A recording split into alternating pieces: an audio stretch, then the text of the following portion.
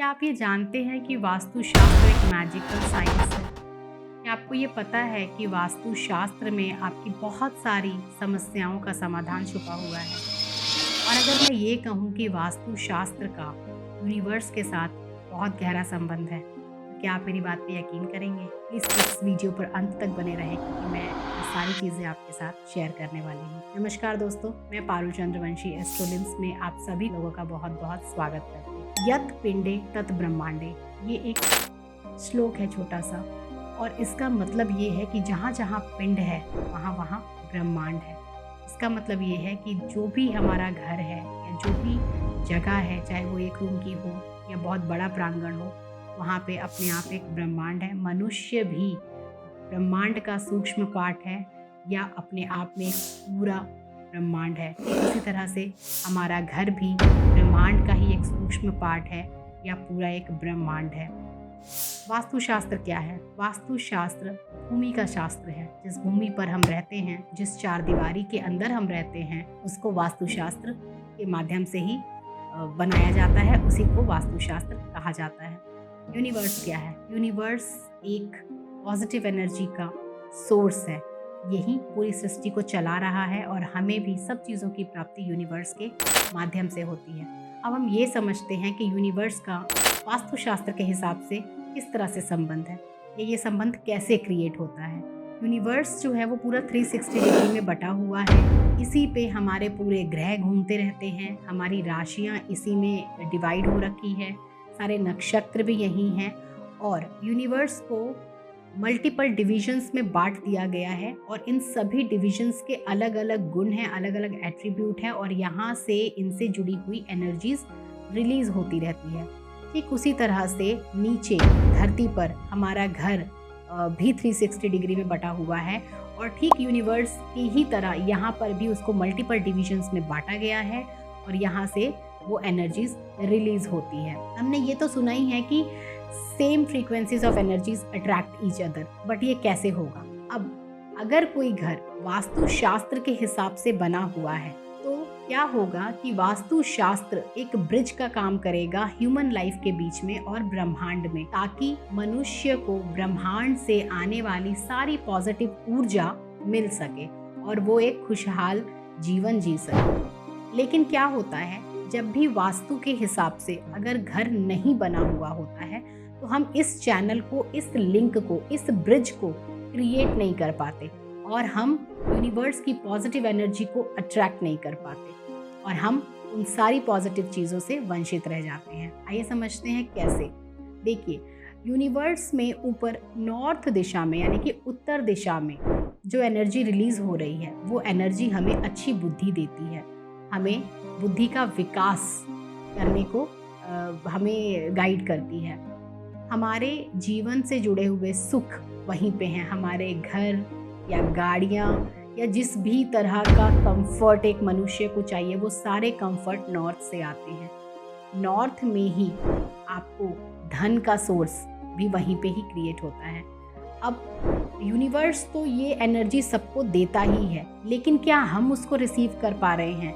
हम उसको रिसीव कर पा रहे हैं या नहीं, ये हमारा घर डिसाइड करता है, क्योंकि हमारा घर यूनिवर्स का एक सूक्ष्म पार्ट है। अब मान लीजिए ऊपर से एनर्जी फ्लो कर रही है, लेकिन हमारा नॉर्थ, हमारे घर का नॉर्थ जो पूरी तरह से क्लोज है, ना तो वहाँ पे एयर आती है बाहर से, ना ही वहाँ पर लाइट आती है बाहर से, तो क्या होगा, यूनिवर्स तो हमको वो एनर्जी दे रहा है बट हम एज अ रिसीवर उसको रिसीव नहीं कर पा रहे हैं। ये एक नंबर 1 ऑप्शन है। तो इस केस में हमको नॉर्थ की कोई भी पॉजिटिव एनर्जी नहीं मिलेगी। नंबर 2 क्या है, अगर ऊपर से एनर्जी आ रही है और हमने यहाँ पर बाथरूम बना दिया है, टॉयलेट बना दिया है, तो वो एनर्जी तो आ रही है क्योंकि वहाँ पे एयर का और लाइट का कोई माध्यम होगा और बाथरूम भी होगा साथ में, तो वो एनर्जी आ तो रही है लेकिन वो हम फ्लश कर दे रहे हैं। तो क्या होगा, हमें क्या महसूस होगा कि मुझे पैसा तो आया लेकिन वो चला गया, मुझे अपॉर्चुनिटीज़ आई मुझे, लेकिन वो मेरे हाथ से चली गई, मैंने अच्छा डिसीजन तो लिया बट मुझे उससे फ़ायदा नहीं हुआ। तो ये सारी चीज़ें जो हैं आपके हाथ में आएंगी बट आप इसको एंजॉय नहीं कर पाएंगे, ये आपके एक हाथ से आएगी और दूसरे हाथ से चली जाएगी। नंबर 3 क्या हो सकता है, अगर यहाँ पर किचन है तो क्या होगा कि वो पॉजिटिव एनर्जीज़ और ये सारे एट्रीब्यूट्स तो हमको डिलीवर होंगे, लेकिन क्योंकि वहाँ पे हमने फायर रखा हुआ है, आग रखी हुई है, तो वो सारा उसमें बर्न हो जाएगा। इसका मतलब ये सारी एनर्जी जो है वो वर्स्ट केस में हमको मिलेगी, मतलब हमें मिले और हमें उसका कुछ फ़ायदा नहीं हो, उल्टा वो हमको प्रॉब्लम कर दे। इस तरह की सिचुएशन क्रिएट हो जाएगी। ठीक इसी तरह से अदर डिविजन्स में भी यूनिवर्स से हम इस तरह से एनर्जी अट्रैक्ट करते हैं। अगर वो एनर्जी हम अच्छे से ले पाते हैं तो हमें उसका बहुत फ़ायदा होता है।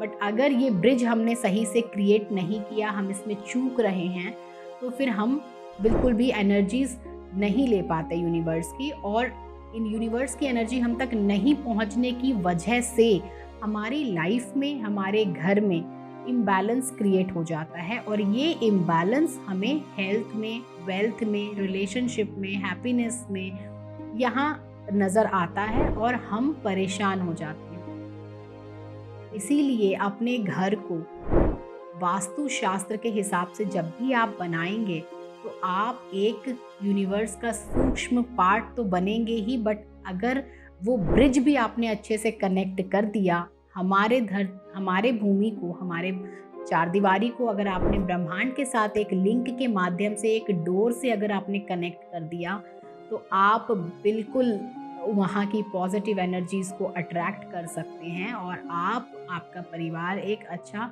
जीवन जी सकता है। इसीलिए वास्तु साइंस जो है, वास्तु का जो शास्त्र है, ये बहुत इम्पॉर्टेंट है।